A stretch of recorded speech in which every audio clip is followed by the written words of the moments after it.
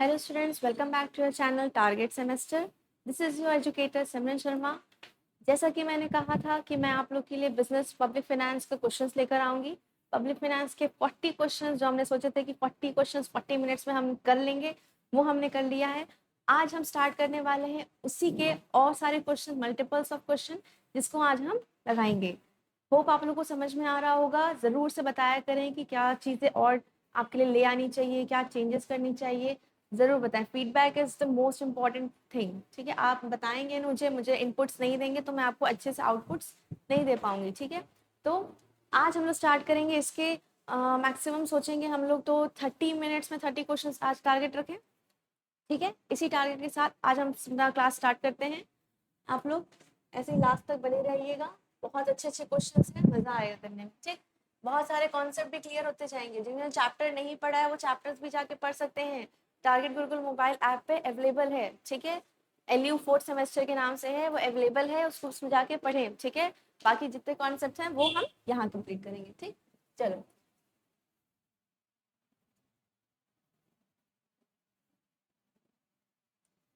चलो पहला क्वेश्चन क्या है? Which one of the following is not a public utility? कौन सा पब्लिक यूटिलिटी नहीं है? मतलब पब्लिक यूटिलिटी का मतलब कि ऐसा कौन सा है जिसमें जो पब्लिक गुड्स में नहीं आता है, जो पब्लिक यूज नहीं करती है। तो पब्लिक पूरी की पूरी इलेक्ट्रिसिटी यूज करती है, जी हाँ करती है। और वाटर सप्लाई करती है, जी हाँ करती है। गैस सर्विस यूज करती है, हाँ करती है। टूरिज्म जो है वो ऐसा कोई गवर्नमेंट की तरफ से नहीं है। ठीक है, टूरिज्म क्या है? गवर्नमेंट की तरफ से नहीं है। पूछा क्या है, क्या चीज नहीं है, तो आंसर क्या होगा? टूरिज्म। क्लियर हो रहा है? नेक्स्ट क्वेश्चन क्या है? The largest component of revenue expenditure in India is? सबसे ज्यादा रेवेन्यू एक्सपेंडिचर मतलब जो गवर्नमेंट ऑफ इंडिया है उसके लिए सबसे ज्यादा एक्सपेंडिचर कहाँ उसको खर्च करना है, अपना जो रेवेन्यू मिला है उसको सबसे ज्यादा कहाँ खर्च करता है? तो सबसे ज्यादा वो इंटरेस्ट पेमेंट पे खर्च करता है। कोई कोई लोन लिया है, उस पर इंटरेस्ट देना है, या डिपॉजिट किया है किसी ने तो उस पर हमें थोड़ा सेविंग अकाउंट में इंटरेस्ट मिल रहा है। तो सबसे ज्यादा लार्जेस्ट रेवेन्यू एक्सपेंडिचर कौन सा है? Interest payment. ठीक है, चलो नेक्स्ट क्या है?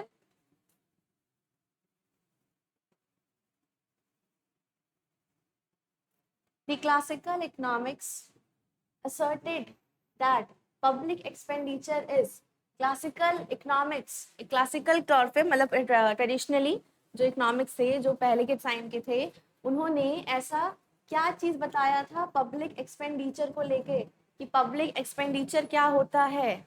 तो पब्लिक एक्सपेंडिचर जो होता है वो अनप्रोडक्टिव होता है उनके हिसाब से, कि जो हम पब्लिक एक्सपेंडिचर कर रहे हैं, जो हम पैसे खर्च कर रहे हैं, वो क्या है? अनप्रोडक्टिव है। वो क्या है? अनप्रोडक्टिव है। मतलब जो हम खर्चा कर रहे हैं उसके रिटर्न में हमको कुछ मिलने नहीं वाला। पहले के टाइम में ये मानना था, ये सोचना था। ठीक, पहले का है, क्लासिकल लिखा है, क्लासिकल इकोनॉमिक्स। ठीक है, चलो नेक्स्ट क्या है? Wagner's law is related to? Wagner's law किससे रिलेटेड है? तो वैगनर्स लॉ जो है ये पब्लिक एक्सपेंडिचर से ही रिलेटेड है। वैगनर्स का जो लॉ है वो पब्लिक एक्सपेंडिचर से ही रिलेटेड है। आगे बढ़े, ये 4 क्वेश्चन क्लियर है? याद करते जाया करो यहीं पर, यानी कि एक बार देखेंगे तो दोबारा फिर याद करेंगे। जल्दी जल्दी याद करते जाया करो, जितनी बार वीडियोस देखोगे उतना ज्यादा माइंड में जाएगा। ठीक है, जितनी बार रिवाइज करोगे तो और अच्छा रहेगा। नेक्स्ट क्वेश्चन क्या है?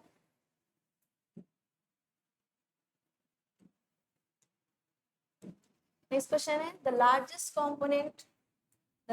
कंपोनेंट और revenue expenditure in India is? वापस से आई थिंक रिपीट हुआ है, इंटरेस्ट पेमेंट। क्लियर है? इंटरेस्ट पेमेंट वापस से रिपीट हुआ है, क्या होगा? Interest payment. ठीक है, Adolf Wagner was a dash economics. अभी जो वैगनर जी थे जो ऊपर पब्लिक एक्सपेंडिचर के बारे में बताए थे, पब्लिक एक्सपेंडिचर दिए थे, वो कहाँ के इकोनॉमिक्स हैं? तो वो जर्मन इकोनॉमिक्स हैं। ठीक है, वो कहाँ के इकोनॉमिक्स हैं? German economics. ठीक, चलो नेक्स्ट, जल्दी जल्दी करेंगे और सारे questions.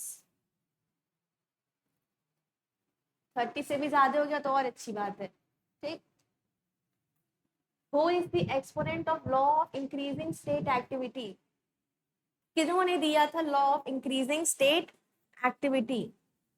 Law of increasing state activity Wagner ji ने ही दिया था। Law of increasing state activity Wagner ji ने दिया था। यहाँ पर इस लॉ का मतलब क्या है कि जैसे जैसे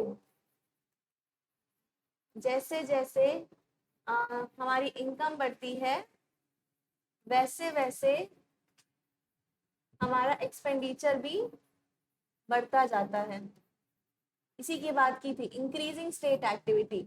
ठीक है, ये एक्सपेंडिचर जो है वो हमेशा बढ़ता ही जाता है, कभी खर्चा कभी कम नहीं होता है। ठीक है, आज हमें कुछ चाहिए था, कल हमें कुछ और भी चाहिए, और चाहिए और चाहिए और चाहिए। तो ये क्या है, इंक्रीजिंग, ऊपर की तरफ ही बढ़ता रहेगा, कभी ये डाउनफॉल नहीं रहेगा। ठीक, दूसरा क्या है, द डिस्प्लेसमेंट, आंसर में आ गया ना, वैगनर जी ने दिया। ठीक, displacement effect hypothesis was formulated by, ये किन्होंने दिया है, डिस्प्लेसमेंट इफेक्ट हाइपोथेसिस। ये मेरा लास्ट जो सबसे पहला लेक्चर है पब्लिक फाइनेंस का, चैनल पे अपलोडेड है। ठीक है, टारगेट सेमेस्टर पे अपलोडेड है, पब्लिक फाइनेंस का सबसे पहला लेक्चर है। उसमें मैंने बताया है कि ये डिस्प्लेसमेंट इफेक्ट हाइपोथेसिस क्या होता है। ठीक, डिस्प्लेसमेंट इफेक्ट हाइपोथेसिस क्या होता है वहां पर बताया गया है। ठीक, चलो चलो नेक्स्ट क्वेश्चन क्या है, 49 क्वेश्चन क्या है, ये तो सबको पता होगा, फाइनेंशियल ईयर किसे कहा गया है।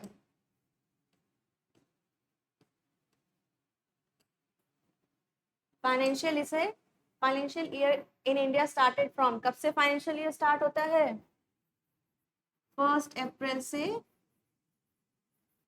31 मार्च। 1 अप्रैल से 31 मार्च को स्टार्ट होता है हमारा फाइनेंशियल ईयर। ठीक, कैलेंडर ईयर क्या होता है, 1 जनवरी टू 31 दिसंबर। चलो क्लियर है।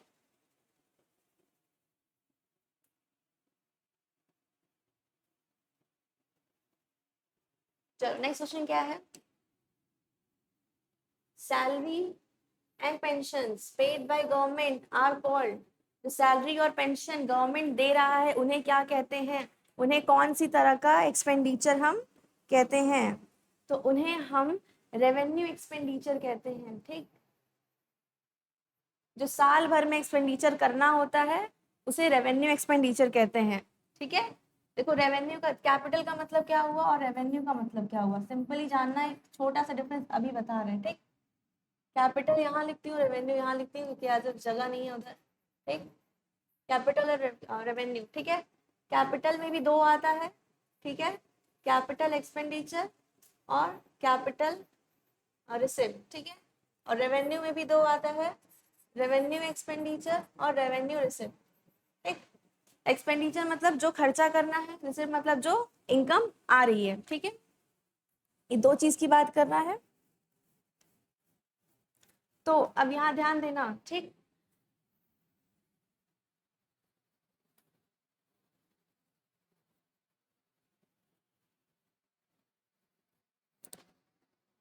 ठीक है, यहाँ ध्यान देना, एक्सपेंडिचर कैपिटल एक रेवेन्यू पे, हम लोग रेवेन्यू की पहले बात करेंगे, एक्सपेंडिचर की बाद में बात करेंगे। रेवेन्यू एक्सपेंडिचर मतलब कि जो चीज हमें साल भर में खर्चा करना है। ठीक, और रेवेन्यू रिसिप्ट मतलब जो भी साल भर में मेरे पास इनकम आ जाएगी। ठीक है, और वही कैपिटल मतलब एक साल से ज्यादा टाइम के लिए एक्सपेंडिचर, और ये एक साल से ज्यादा टाइम के लिए जो बाद जो इनकम आएगी। ठीक है, अब यहीं पर एक क्वेश्चन आता है, deferred revenue, deferred revenue expenditure, इसका मतलब आप लोग हमें बताइएगा कि डेफर्ड रेवेन्यू एक्सपेंडिचर अब क्या होता है। ठीक है, क्या मैंने कहा, कैपिटल एक्सपेंडिचर, कैपिटल रेवेन्यू, एक साल बाद करने वाला खर्चा या एक साल बाद मिलने वाला, एक साल से ऊपर मतलब एक साल से ऊपर मिलने वाला खर्चा, करने वाला खर्चा, और एक साल ऊपर करने वाला रेवेन्यू इनकम। ठीक, और रेवेन्यू एक्सपेंडिचर मतलब कि जो पैसा हमें साल भर के अंदर खर्च करना है, और रेसिप्ट मतलब जो पैसा साल भर के अंदर आ जाएगा। तो यहाँ क्वेश्चन क्या था, सैलरी और पेंशन जो हर महीने हर साल देना ही पड़ता है कहीं किसी ना किसी को। ठीक है, तो वो किस में आएगा, गवर्नमेंट के रेवेन्यू एक्सपेंडिचर पे आएगा। क्लियर है, चलो ये क्वेश्चन है, ये हमें जरूर बताना। ठीक है, कि डेफर्ड रेवेन्यू एक्सपेंडिचर किसे कहते हैं और इसके एग्जाम्पल क्या होंगे। ठीक है, आप लोग मुझे बताओगे तभी, जवाब दोगे तभी हम डिस्कस करेंगे ये चीज। चलो नेक्स्ट क्या है, the fiscal deficit excluded the interest liability. ये लिखा है फिस्कल डेफिसिट जो है, इस सेंटेंस का मतलब क्या हुआ, फिस्कल डेफिसिट माइनस, यहाँ माइनस ना लगा के इधर लगा देते हैं,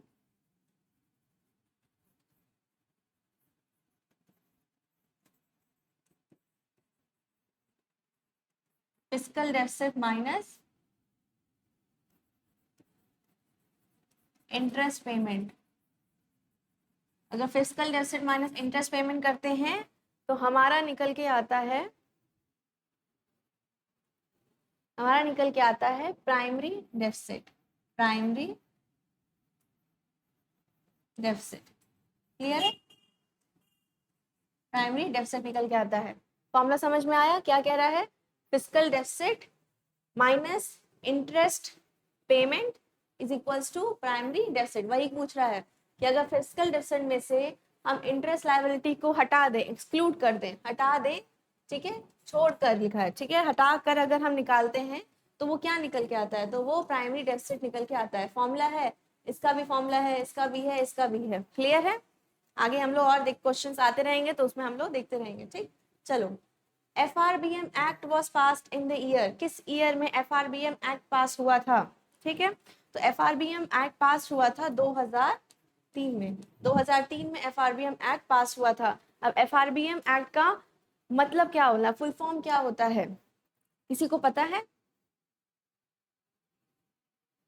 चलो, FRBM का फुल फॉर्म होता है फिस्कल रिस्पॉन्सिबिलिटी,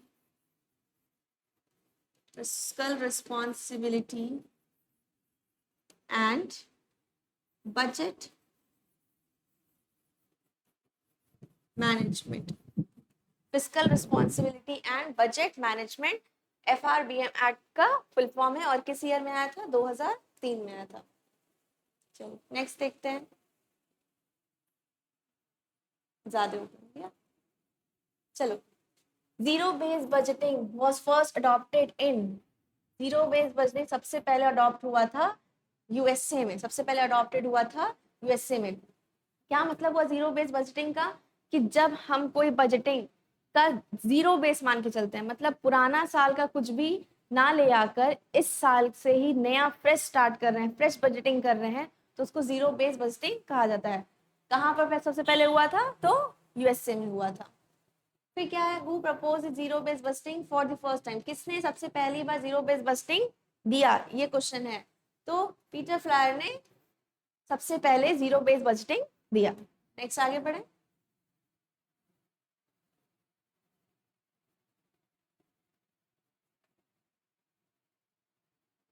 चलो नेक्स्ट क्या है, gender budgeting started in India. Gender budgeting कब स्टार्ट हुआ था, 2006-2007 में स्टार्ट हुआ था gender budgeting. Gender budgeting start करने का मोटिव क्या था, कि हम जेंडर्स में इक्वालिटी ला सके, मेल हो चाहे फीमेल हो, उसके लिए इक्वल चीजें सोच सके, इक्वल बजटिंग कर सके, ठीक है, तो इसलिए जेंडर बजटिंग स्टार्ट हुआ था। कब हुआ था, 2006 और 2007 में। नेक्स्ट क्या है, grants recommended by finance commission are known as, जो भी ग्रांट्स जो है, फाइनेंस कमीशन जो भी ग्रांट्स देता है, ठीक है, जो भी ग्रांट्स बताता है, उसको कौन, उसको किस किस नाम से जाना जाता है, उसको स्टैट्यूटरी ग्रांट्स के नाम से जाना जाता है। एक स्टैट्यूटरी बॉडी इस चीज को बता रही है, इस ग्रांट्स को, तो क्या कहलाएगी, स्टैट्यूटरी ग्रांट्स, ठीक है। आगे देखते हैं, which one of the following is not a method of redeeming public debt, कौन सा ऐसा मेथड नहीं है जिसमें हम रिडीम कर रहे हैं, रिडीम मतलब रिडीम का मतलब उसको क्या कहा जा सकता है, रिडीम मतलब हो गया कि नहीं, उसको हम वापस कर रहे हैं, ठीक है, उसको चुका रहे हैं, ठीक है, रिडीम कर रहे हैं, ठीक है, तो उसको उसमें पूछा है कि कौन सा ऐसा मेथड नहीं है, तो सिंकिंग फंड जो होता है वो इसका मेथड है, ठीक है, कैपिटल लेवी जो है वो भी इसका मेथड है, टर्मिनल एन्युटीज जो है वो भी मेथड है, सब में एक अमाउंट, सर्टेन अमाउंट इसमें डाला जाता है जिससे हम डेट को चुका सकते हैं। तो पूछा यहाँ पर कौन सा नहीं है, तो ग्रांट्स इन एड जो है ये कोई रिडीमिंग पब्लिक डेट मेथड नहीं है, ठीक। नेक्स्ट क्या है, the finance minister in India is adopted बताइए, इज अपॉइंटेड बाय, ठीक है, किसके द्वारा अपॉइंट किया जाता है, तो वो प्रेसिडेंट के द्वारा अपॉइंट किया जाता है, ठीक।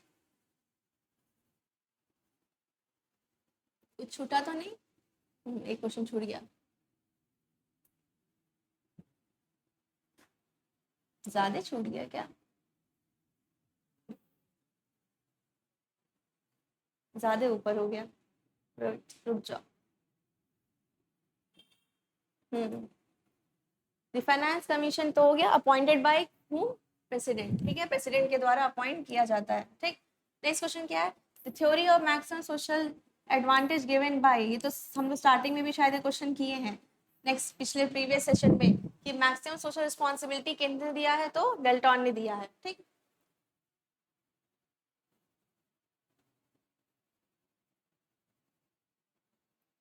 नेक्स्ट है, which of the following is a statutory body, कौन सा स्टैट्यूटरी बॉडी है, तो स्टैट्यूटरी बॉडी मैंने कहा था ना, कोई भी ग्रांट्स अगर कोई स्टैट्यूटरी बॉडी दे रही है तो उसमें एक नाम लिया था फाइनेंस कमीशन, तो फाइनेंस कमीशन क्या हो गई, एक स्टैट्यूटरी बॉडी है, और अगर ये कोई ग्रांट्स दे रही थी तो उसको क्या कह रहे थे, स्टैट्यूटरी ग्रांट्स। प्रीवियस क्वेश्चन है, रिलेट करते रहा करो, रिलेट करोगे तो जल्दी याद होगा, ठीक। फिर क्या है, general theory and of employment interest and money, किन्होंने दिया है, तो केन्स ने दिया है, केन्स ने दिया है general theory of employment interest and money, ये बुक का नाम है, किन्होंने लिखा है, केन्स ने लिखा है। यहीं पर देख लो, functional finance concept was introduced by, functional finance भी केन्स और लर्नर जी ने दिया है, functional finance concept introduced by mister Keynes and Lerner, ठीक।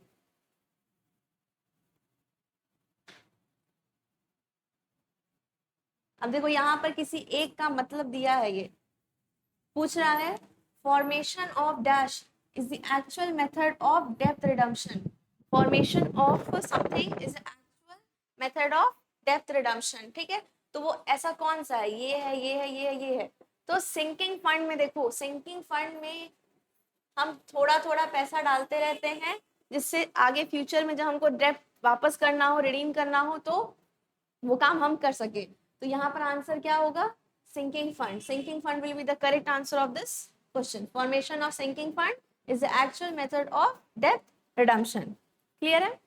चलो नेक्स्ट क्या है, chairman of first finance commission, first finance commission के चेयरमैन कौन थे, तो केसी नियोजी, केसी मिस्टर केसी नियोजी हैं chairman of first finance commission.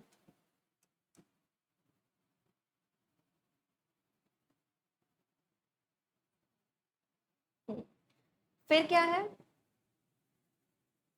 दोनों क्वेश्चन आ जाएगा, रिडम्पशन ऑफ पब्लिक डेब्ट मींस, पब्लिक डेब्ट का रिडम्पशन क्या कहलाता है, अभी बताया था ना, रिडम्पशन मतलब किसी चीज का भुगतान करना, चुकाना, कोई, ठीक है, कोई कर्ज चुकाना, तो रीपेमेंट ऑफ डेट कहलाता है, रीपेमेंट ऑफ डेट मतलब जो उधार लिए थे उसको वापस करना कहलाता है redemption of public debt, clear है। चलो नेक्स्ट क्या है, the annual account of both the income and expenditure is called, एक ऐसा अकाउंट जिसमें हम इनकम कितना आ रहा है और एक्सपेंडिचर कितना हो रहा है, ये दोनों चीज लिख रहे हैं, ठीक, एक ऐसा अकाउंट जिसमें रिसिप्ट क्या है, एक्सपेंडिचर क्या है, वो दोनों चीज लिख रहे हैं, तो उसको हम कहते हैं बजट।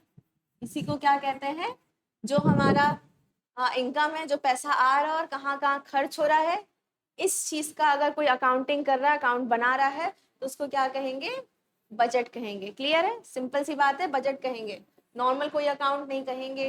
ये मैनिफेस्टो भी कोई चीज, यहाँ पर कोई चीज मैनिफेस्ट नहीं हो रही है, यहाँ कोई प्लान नहीं बन रहा है, तो आंसर क्या होगा, budget, budget will be the right answer of this question. चलो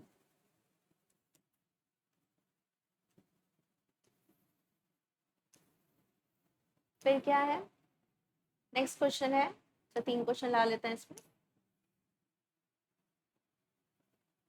दिख रहा है, चलो, equal treats equally in taxation leads to, ये भी शायद हमने लास्ट क्लास में क्वेश्चन किया था, अगर किसी को आंसर पता हो, याद हो, देखा होगा तो आंसर तुरंत बता देगा, क्या है, हॉरिजॉन्टल इक्विटी। इसमें क्या था कि जो भी टैक्सेशन है वो सबके ऊपर क्या लग रहा है, ऐसे इक्वली लग रहा है, तो वो एक क्या लाइन फॉर्म कर लिया, horizontal line horizontal equity line form किया, ठीक है।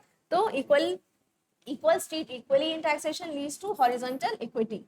फिर क्या next, modified value added tax was introduced in the year, modified value added tax, modified value added tax आया था हमारा 1986 में, 1986 में आया था modified value added tax, clear है। नेक्स्ट देखें, लिखा है एग्रीकल्चर होल्डिंग टैक्स। सबसे पहले एग्रीकल्चर होल्डिंग टैक्स किन्होंने दिया है, तो मिस्टर के एन राज जी ने दिया है एग्रीकल्चर होल्डिंग टैक्स। मिस्टर के एन राज जी ने क्या दिया है, एग्रीकल्चर होल्डिंग टैक्स। चलो नेक्स्ट,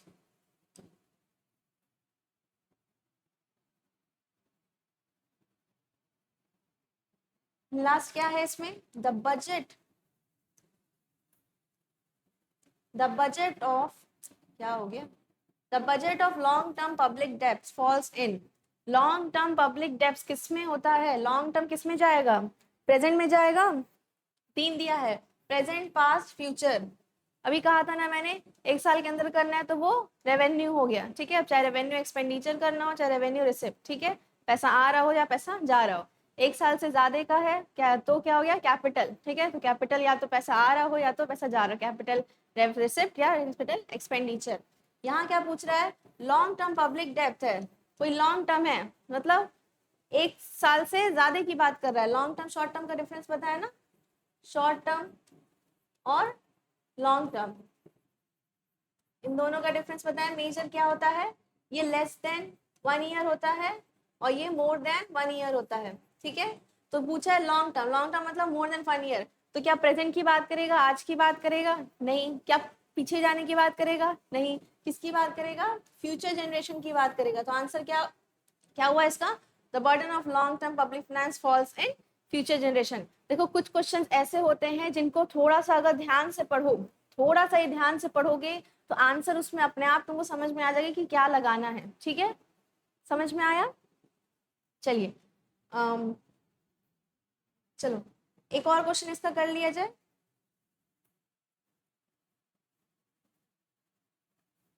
चलो, किस ईयर में ग्रेट डिस्पर्शन,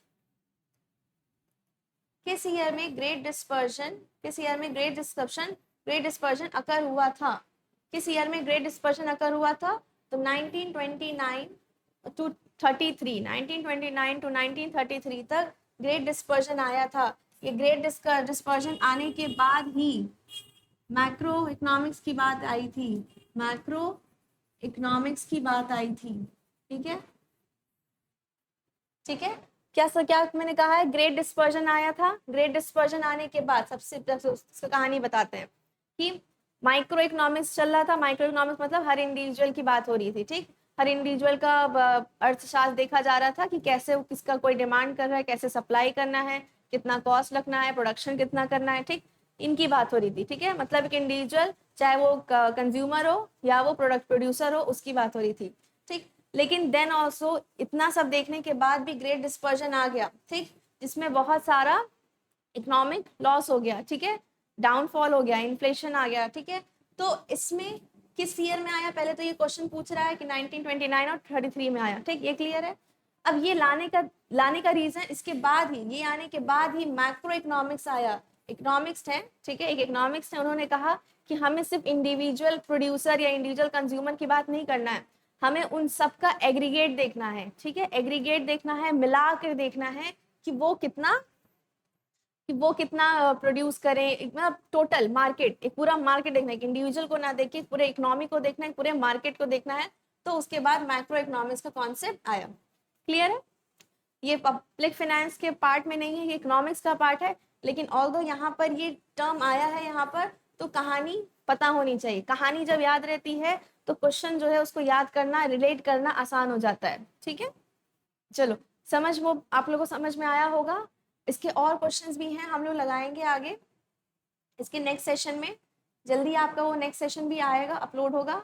नेक्स्ट क्वेश्चन में हम लोग ये सब लगाएंगे, अभी बहुत सारे क्वेश्चंस हैं इसमें, ठीक है, ये सारे क्वेश्चंस भी लगाएंगे। तो आप लोगों को समझ में आएगा तो जरूर बताइएगा, लाइक शेयर सब्सक्राइब जरूर कीजिएगा। Thank you so much.